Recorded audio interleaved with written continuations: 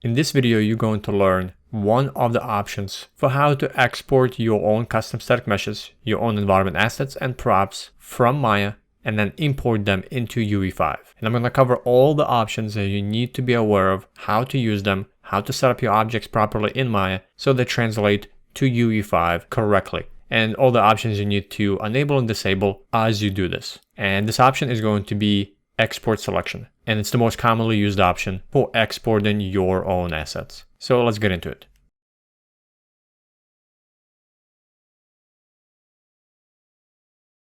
So very first thing is make sure that you have your grid set up correctly, as I covered in another video. And this will ensure that you have one-to-one scale and dimensions. So everything you create in Maya will match to the size that is supposed to be in UE5. And you're not creating new meshes too small or too large where you have to scale them up or down. Very important you do that very first thing before you create and export anything out of Maya. Next is I'm going to create a cube, and that's going to be the first object. A very simple primitive shape that we're going to export and cover the options. And then I'll show you a few variations.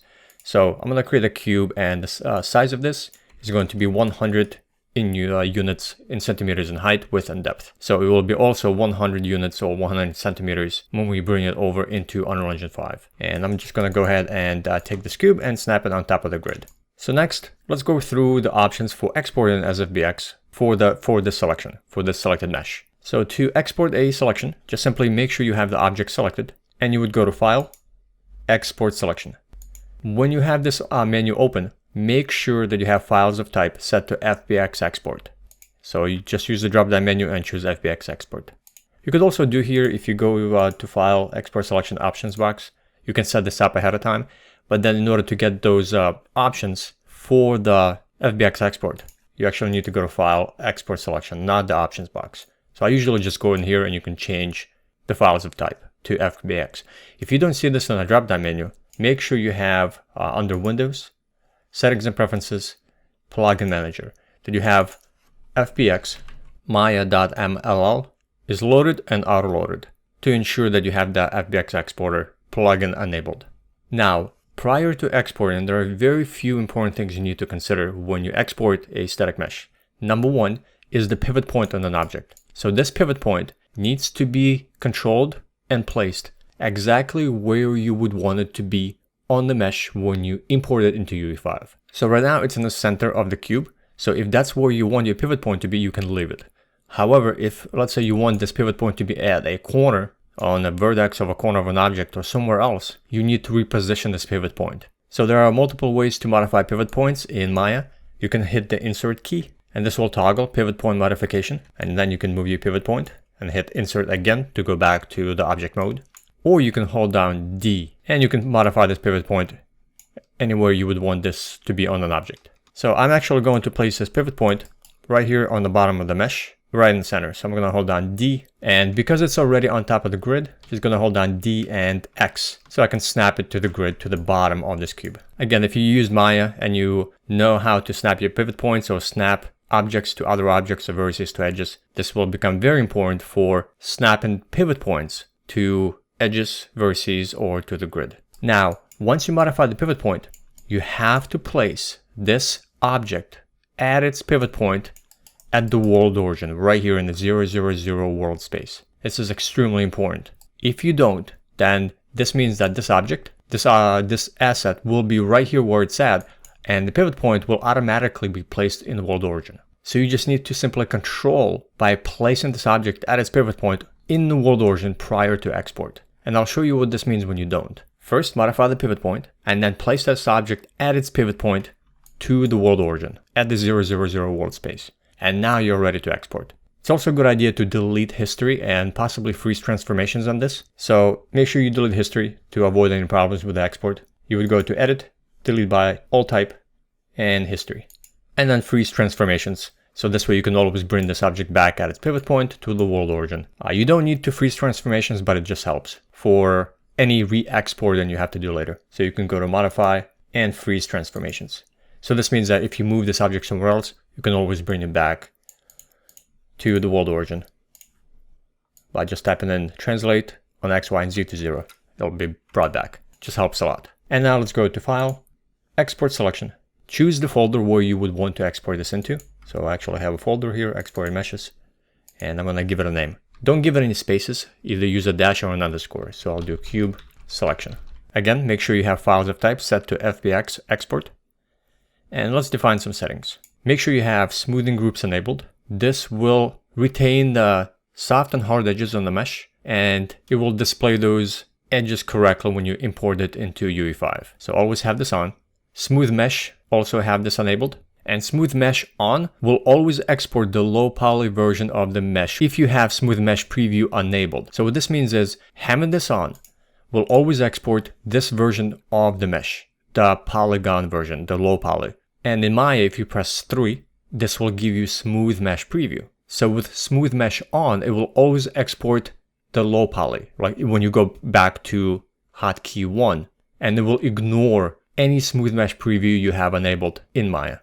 So let's go back up to export selection. So again, this I keep this on because I never need to export the smooth mesh preview version. However, if you ever do, and you want to export whatever you see inside the viewport, so if you have smooth mesh enabled, just make sure you have this disabled and we'll export whatever version you are seeing inside the viewport, either low poly version or the smooth mesh preview version. So I'm gonna go ahead and keep this on.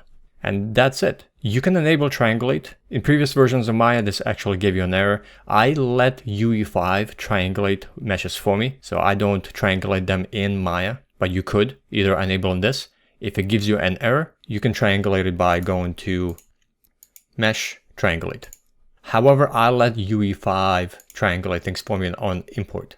And there's nothing else you need to change. Another one important option, but this is an advanced option, is enabling tangents and binormals. This is only for advanced users who have modified tangents and binormals on the mesh. So if you edited any normals and changed anything on the normals within the mesh itself, then you may want to export that data by enabling this. Most of the time, for most objects, you're not going to be dealing with this. So have this disabled, unless you know what you're doing and you've actually modified those normals and tangents. All right, so with everything set, actually let me go back to exported meshes and rename this again, because it erased the name.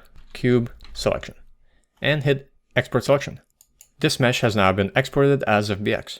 In UE5, let's go ahead and import that mesh. So you will be importing it into content browser and into any folder. So make sure you select the folder where you would want to import your mesh into. You can create your own custom folders in here. To do that, you just select the folder, or you can be inside the content folder, and you would just simply right click inside the empty space here and go to new folder and then rename it. And then when you're inside that folder, you can import your static mesh into. So I already have this test static meshes folder. This helps to organize your content better. And to import that static mesh, you can click add, and I go all the way up to import and just navigate where you exported your FBX file into. You can select it and then click open. Another way is just navigate into that folder and then just simply left click, hold, and drag right into content browser. This is probably the method that I use the most. Just left click and drag. And when you import, a menu will pop up. FBX import options. So let's go through some of the important ones. I'm going to reset everything to default. And one little icon you want to enable if it doesn't show up is make sure you have open up advanced options right here. So the first thing is build nanites. Do you want to build nanites or not? This will enable nanites for that static mesh. If you're using Lumen lighting, which most likely you are, go ahead and enable this.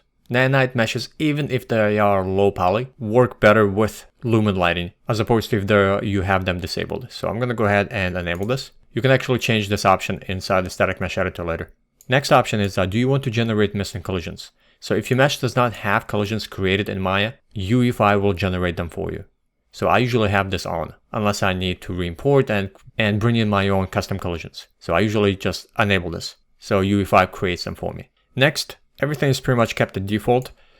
For generate light map UVs, if you are using Lumen lighting, you do not need light map UVs. Light map UVs is a separate UV channel where it will hold information for lighting and shadow when you build your lights for static lighting. Now, Lumen lighting is dynamic lighting, so you don't need light map UVs if you're using dynamic lights. However, if you need light map UVs, you can tell UE5 to generate them for you, or you can create your own custom light map channel inside Maya. That's a whole separate topic. As far as of right now, if you're using Lumen lighting and dynamic lighting, which is what Lumen is, and there are no static lights inside your level, inside your environment, then you do not need to generate light map UVs.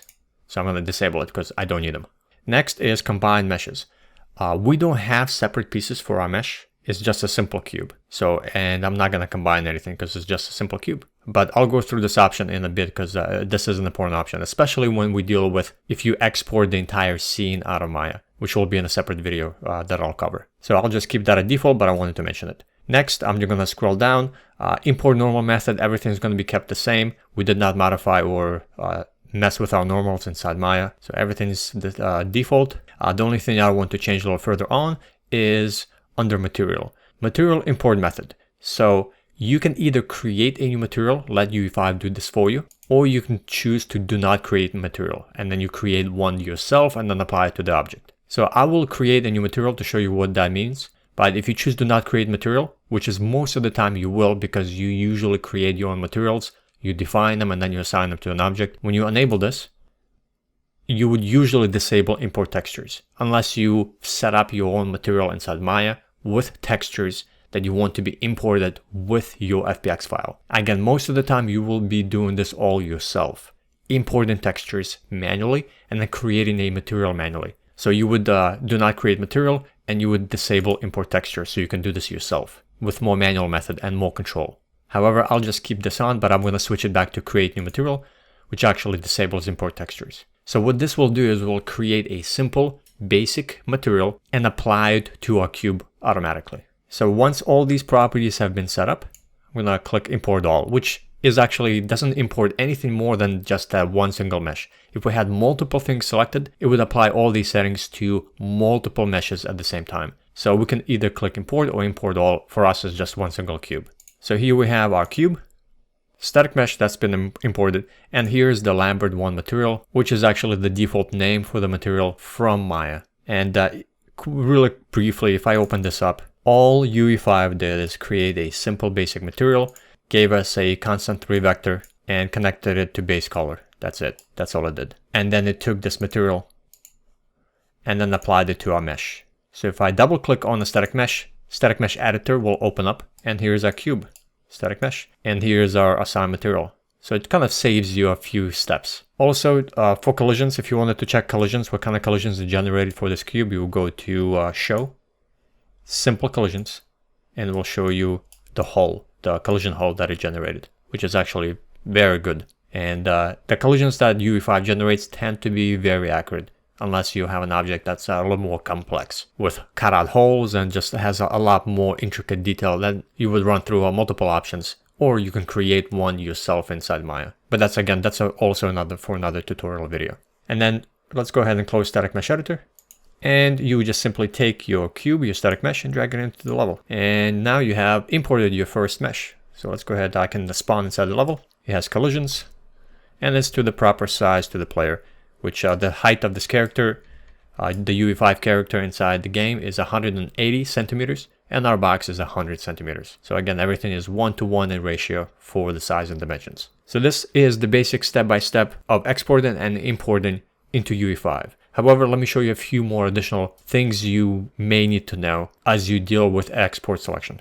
Let me show you a few problems with if you don't export from the pivot point placed in the world origin. So here's what happens. A lot of times people would export their mesh and with the pivot point exactly where they would want it on an object, but the object is not in the world origin on export. So let's say I want to export this cube as is from Maya. So I'm going to go ahead, select, make a selection. And again, if you don't have a selection and you go to File, Export Selection, nothing will be exported. You can still export, but there's no information. So make sure you select, go to File, Export Selection.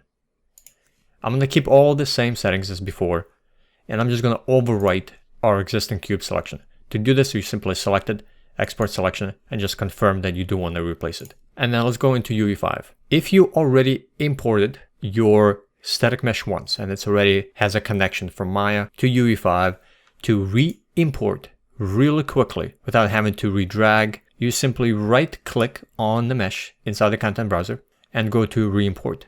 And this will re-import your mesh with the new file that you updated. You can also re-import with a new file, which will simply open up to ask you select the new FBX file that you want to associate with the current import. So we don't need to do that, but you can just choose a new file and it will update it. In this case, we're just simply re-importing. So once you re-import, you can see that the pivot point continues to stay in the world origin. However, the cube is where it was in Maya. So the geometry itself stays in the same location, but then it forces and moves the pivot point to the world origin. So this is why it is important that when you are exporting using the selection, you need to move the pivot point and an object to the world origin and make sure it's right in the world origin at its pivot point. That's how it's going to be exported and then imported into UE5. So this is why we had to freeze transformations at its pivot point so we can always bring it back for re-export and then re-import very quickly. Next is let's deal with combined and not combined meshes. So a lot of times, of course, you're not going to be having a single cube that you export. You're going to have a more complex object that contains other primitive shapes or other objects that are attached to it. So in this case, I'm going to duplicate this cube. Let's make it smaller. So let's say I exported something like this, and it's made up of multiple meshes. So you can actually select both of these cubes, or as many meshes as you need, and export as they are away from Maya into UE5. And then you would have an option. Do you want to combine these separate objects into one, so UE5 sees it as one, or do you want to keep them separate and import them as separate? So for example, let's just go ahead and export them as they are, separate objects, but we're going to select them both. Go to File, and we're going to bring in, we're going to export as selection. All the same options. We're not going to be changing anything here, other than we're going to change the name. So let's name it cube, and let's name separate, and export selection. So now it exported two of these meshes inside one FBX file. And again, you can have as many of these separate meshes as you want, and they will all be exported into one single FBX file. Back in UE5, I'm going to go ahead and delete this cube. And I'm going to bring up the same window right here, and I'm going to import the new cube. So this is a whole new separate mesh. So we're just going to drag and import this new mesh. And the new menu pops up, our import options. So here, again, I'm going to generate missing collisions. Yes, build nanites, everything is the same. In this case, I'm not going to create a material. So I'm going to show you what that looks like. Do not create material for this one. And I'm going to not import textures. And everything else will be kept at default. Now, one option that I want to show you is right here, combine meshes. So if you hit combine meshes, those two separate meshes or more will be combined into one single object. If you enable this. If you do not enable this, then those two separate meshes that you exported will be brought in as their own separate meshes. So let me show you. I'm going to keep this at default, and I'm going to hit import all. So now we have two of these cubes. 1, 2. Let me go ahead and select them and delete them. So it brought in two of these as their separate meshes, just like we had inside Maya, like so. And you can see the pivot point for the second one has been moved down to the world origin because we didn't modify it. We didn't touch it. Now I'm going to go ahead and select these two, the current ones we brought in. Oh, another separate, a small little note. The names for the files are going to be the name of the mesh and then the name that was assigned in Maya. So we export this as cube separate, and then the P1 that you see right here, and then the P2, the P cube 2 and P cube 1. Those are the names in Maya that were assigned by default right here. So it assigns the name of the exported file and then the name of the mesh in Maya. So I'm going to select these that we're not using inside the level anymore. I'm going to hit delete. And it's going to ask, do you want to delete? Yes, I want to delete them. And I want to re-bring them again, cube separate. Let me take a look at the menu. And now I'm going to enable combine meshes. And then I'm going to hit import. And let me take a look. Do not create material. That's correct. Import all. It still assigns the material in here. Yeah, it still assigns the material for some reason. Let me go ahead and I'm going to clear it. So it goes back to the default. This is what you should see when you say do not create material. It's going to assign a world grid material onto a mesh, which is the default.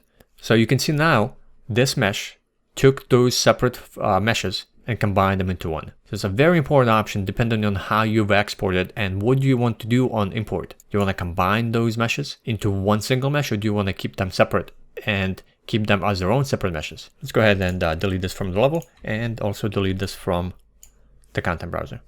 And I'm also going to delete these two as well. I'm going to select them both hit delete, and remove them. Now back in Maya, what you usually do when you are creating your objects, you usually combine them into one. So this is the recommended method. So if you are working on a mesh and it's a single asset prop, but it contains multiple meshes, multiple things that you are trying to work together with, a more complex prop or environment asset, what you want to do towards the end is just combine them all. Simply combine the mesh inside Maya by going to modify, or actually it's under mesh combine, and combine that into a single mesh. You can either do this in UE5, but I prefer to do it in Maya because if it's going to be a single mesh, then I need to combine it into a single mesh. It also helps with UVs because now UVs are all one single UV map rather than multiple objects having their own UV map. It's a little more cumbersome to use if you don't combine them. So if it's a single prop, a single environment asset that's made up of multiple meshes, just go ahead and combine them in Maya. Then once you've done so, modify the pivot point. Make sure you know exactly where you would want that pivot point to be. So in this case, let's go ahead and snap it to the corner, vertex right here. And then I'm going to move this object, add its pivot point to the world origin, and snap it right there in the corner. Very important that you do this. Modify the pivot point, and then place that object at its pivot point in the world origin prior to export. And then go to File, and let's do Export Selection. I'm going to keep the same settings here. And in our case, I've already deleted everything from UE5, so I'm just going to overwrite the cube selection so I don't have to create a whole new FBX file. And let's export this and overwrite. And back in UE5, I'm just simply going to drag this cube selection into our folder. Then let's take a look at the settings. Everything will be kept the same. I want to make sure that, number one, I don't create a material this time, and I do not import textures. And I want to make sure I disable combined meshes. It doesn't matter right now because this is a single mesh. So it will be brought in as a single object. So I'm going to hit import. And here we have our new mesh. And it assigns the name cube selection exactly of the FBX file. And then you just drag it into the level. Our pivot point is exactly where we need it to be, right on that corner. And here's your object. Now, if you decide to delete a mesh inside the content browser, but you also have it inside the level, when you press delete on this mesh, it's going to ask you, do you want to force delete it? Because you have a reference being placed inside the level already. If you force delete, you will have an empty container that's still inside your level called cube selection. It will have no mesh associated with it. So this is very important that you're going to lose the mesh inside your level while keeping this empty kind of container asset inside the level. So first thing you would want to do, you wouldn't want to force delete. You just want to make sure that you would delete any instances from your level, and then you can go ahead and delete it from the content browser because we have no more references being associated with it inside the level. And now it's a clean delete, clean removal of the static mesh. So this was the first video on a study of exporting and importing static meshes, which was export selection as FBX. And this is probably the most common way that you will export your environment assets and environment props, by creating a mesh and then exporting that specific mesh as a selection. And now you know how to do it. Now, if you want to learn how to use Maya, how to model your own static meshes with more detail, and covering the entire beginner series of using Maya, the industry standard software to create your own custom assets, I have a very extensive course that covers everything you need to know on how to begin using Maya, how to model with it, and how to UV your objects so you can texture them. Then take a look at Maya Foundation, the home study course. And then also, if you need to learn Unreal Engine 5 completely from scratch as a complete beginner, how to create environments, how to light them, and how to even use the modeling mode inside UE5 to create static meshes completely inside UE5, then take a look at UE5 Fundamentals Volume 1 course.